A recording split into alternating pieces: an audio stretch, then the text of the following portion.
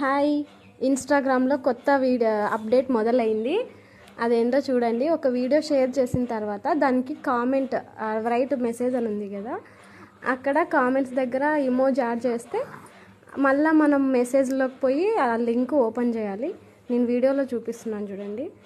మనం సెండ్ చేసిన రీల్ దగ్గర అది ఉంది కదా, దాన్ని క్లిక్ చేస్తే అది గేమ్ వచ్చింది.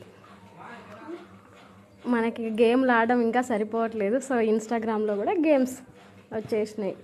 ట్రై చేయండి. Okay, bye.